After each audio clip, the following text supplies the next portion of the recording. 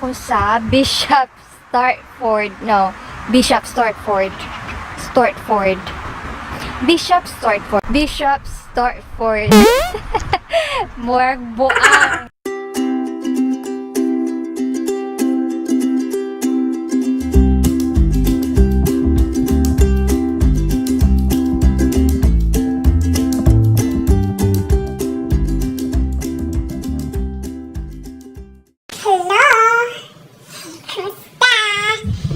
Seriously, kay admire gid ako mga tao nga ga-vlog o maka-update permanently kay lisod gid siya buhaton.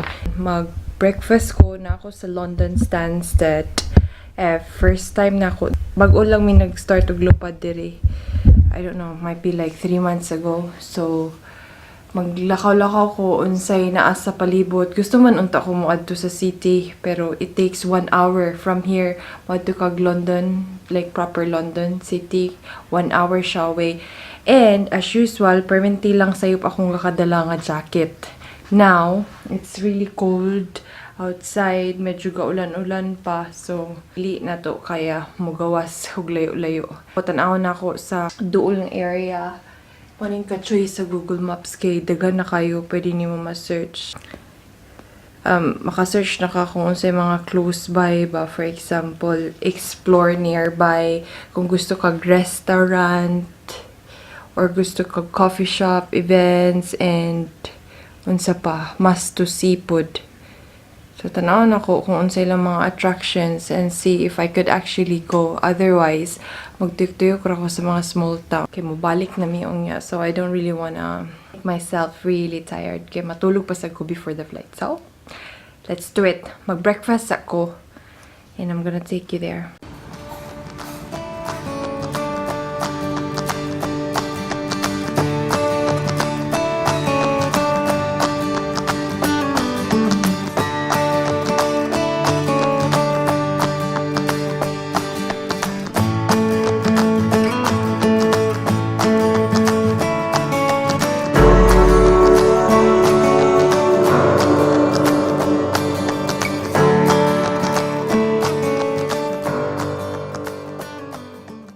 Breakfast dire. 6 pounds. Naman may discount. Basta crow ka. So, barato na kayo siya. You can have everything. Yay! Dala ko saging kaya akong balon nun. Just in case gito mo ko. Tukaran mo, adto ko. Buwan ako'y nakitaan sa map. And interesting kay siya. Saffron. Saffron Walden. So, dito kong paingon. Kanira akong sundon. Makita na akong train station.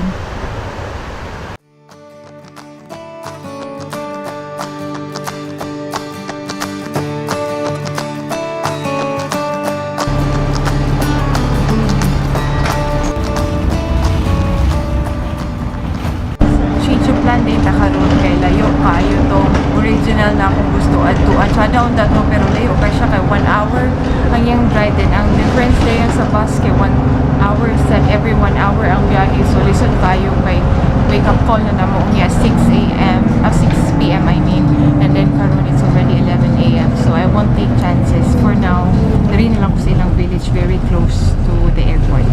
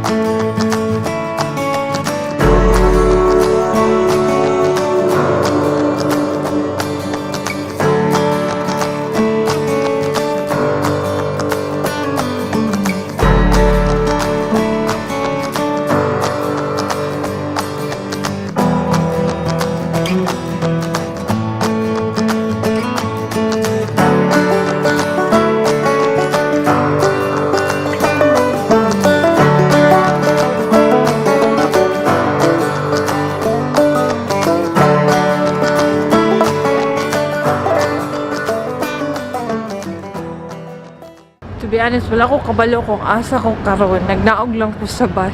Oh my goodness. Hi, morning. Tuyok-tuyok lang ko ilang small village. I'm gonna ask people where it is exactly. Kaya wala ko kabalo kung asa. Oh wow, I'm in the right spot. Tourist Information Center. So let's see. Okay, so you've got the red circle there, that's where we are. Okay. So Potter Street, South Street, that's all the main shopping streets. So that's the bit that's going up that way, Okay. in that direction. And you'll see an indoor shopping centre here. So it's really just you see the building with the big umbrellas? Yes. This is just literally behind that. So the behind this one, shopping area. Yeah, so Okay. all the street up here. If you continue down here, then this takes you, this is the museum and the theatre. Oh, so if you wanted to perfect. see any of the local history, you Okay. can. If it starts to rain, you could go there. Down this street, Bridge Street, which is that one, Yes. then that gives you the Castle Gardens, and the Oh, park perfect. area, and the river. So there is a little walk you can follow on the back here if you wanted to. Found it.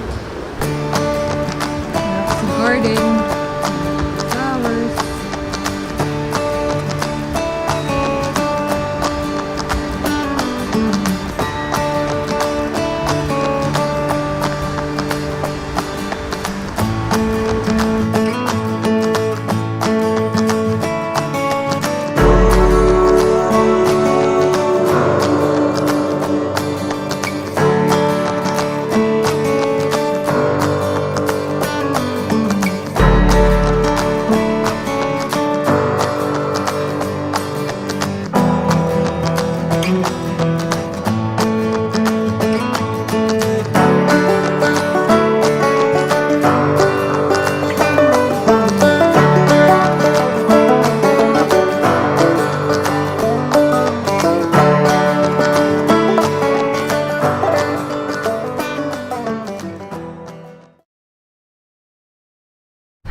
Murag ako ra isa galaroy-laroy sa dalan. Can you imagine?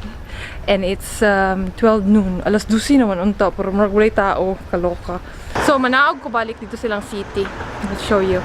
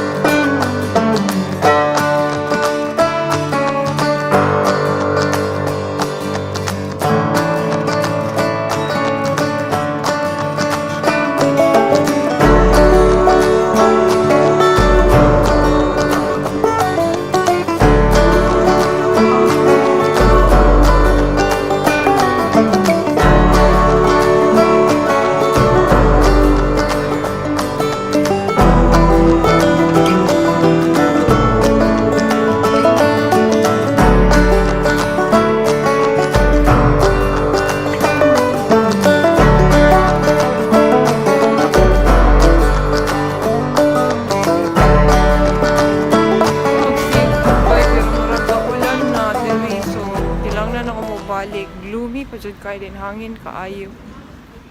So, kinanglan ako mobalik sa hotel. Wala po ko kabalo kung pila ka minuto ang paingon sa hotel. So, it's better to be early.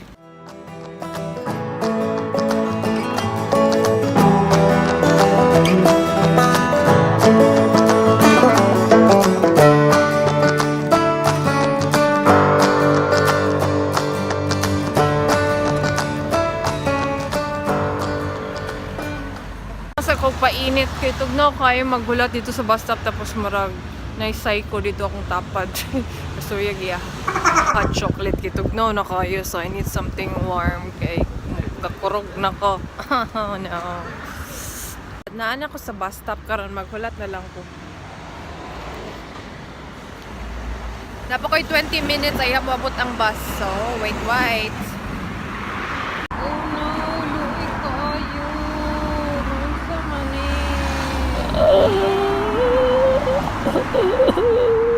Uy, sad anyway. Sagdan rin tao.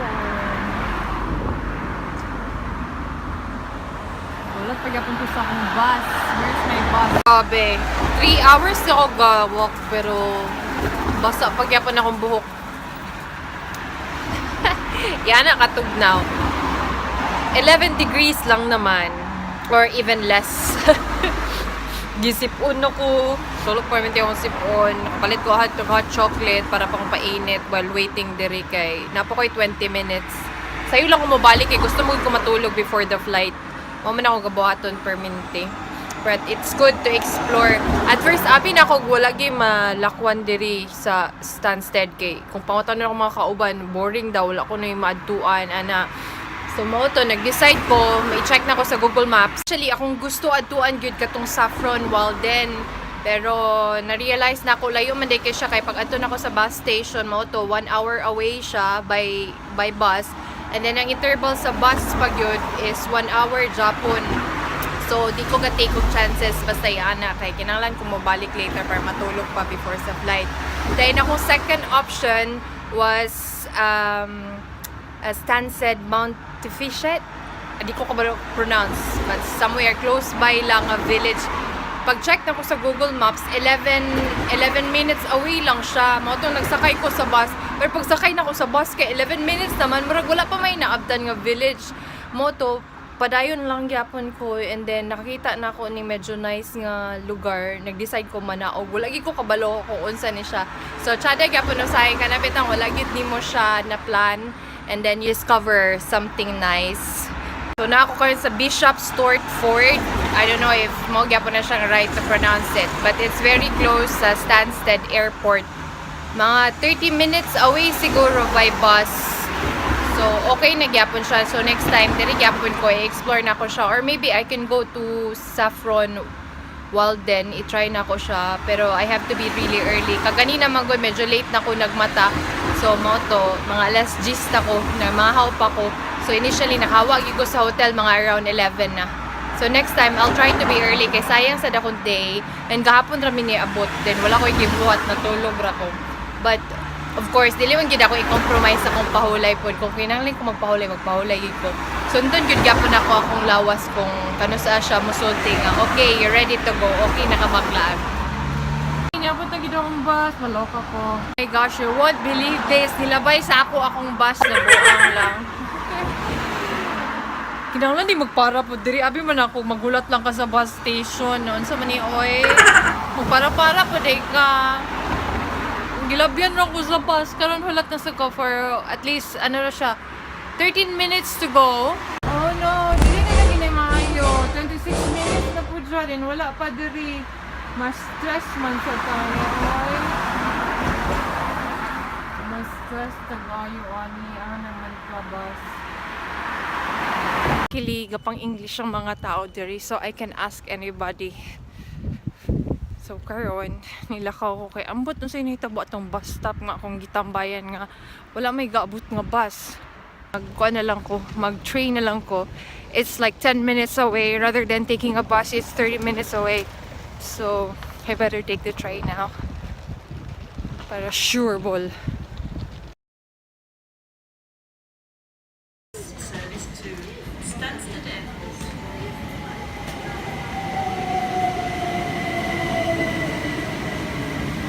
On my way back to the hotel.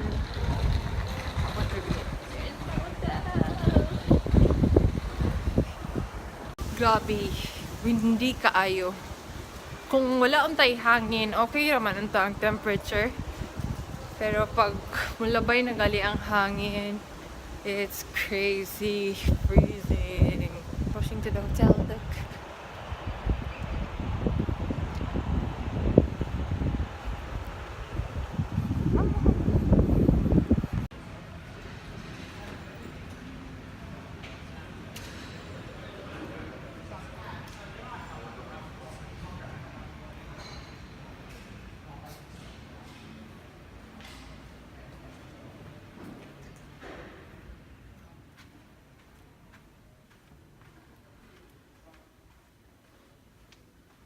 Nakabalik na gigos akong hotel. Ay pa na ako kaon akong banana. Wala ko kakaon kaganina kay busy kay sig lari-lari. Matulog na ko karon. Tulog lang ko for around 3 hours before the departure kay night time ra ba mong lupad karon. Dayon, lingaw sad ko for today's activity na ako. at least na-explore na ko ang lugar first time na ko. So next time dili na ko mawala. And normally dili kay ko galakaw ako ra isa, pero karon, and I'm really glad majority sa mga tao nga kakatagbo na ako dito, accommodating kaayo. Pag mawala gani ko, mangutan naman ko, dili lang na ako sila i-video kay respeto na po, hindi man sa ko gusto ma-offend sila in a way. And most of them are really accommodating. Pag i-approach na ko sila, dagan kitigulang dito, majority tigulang. Pag i-approach na ko sila, tabangan gid ko nila diretso, and they're really happy to help, which is good. Tapos wala ni akong ganahan basta kanang English gali ang first language sa lugar, kay majority sa ila maka-communicate good, and it's not hard for you to approach them. Usahay sa mga lugar nga dili ka story English lisod kay sa tanan. So that's why isog ra sad kay ko maglaglag mga ani nga lugar. So mao na to siya ang sa akong Stansted layover. Na-explore ko gamay. At least it's good to know nga daghan gyapon siya ma-explore diri. Although not diri mismo sa Stansted Airport, kay diri raman mi sa Stansted Airport. Pero kung mogawas day ka, if you go somewhere sa ilang mga villages, daghan sad ka maadtuan. So you might want to check it out just in case kung naamoy gusto anion diri. Daghan siya village nga tsada. Like what I've said kaganina, katong initial na ko nga gusto unta adtuan from WALDEN, and kaning kaganina ang Bishop Stortford. Oh, wala basta mo na siya ang village. If you search it in Google, in the internet, you will find it. So for now, I'm going to sleep. So thank you for watching.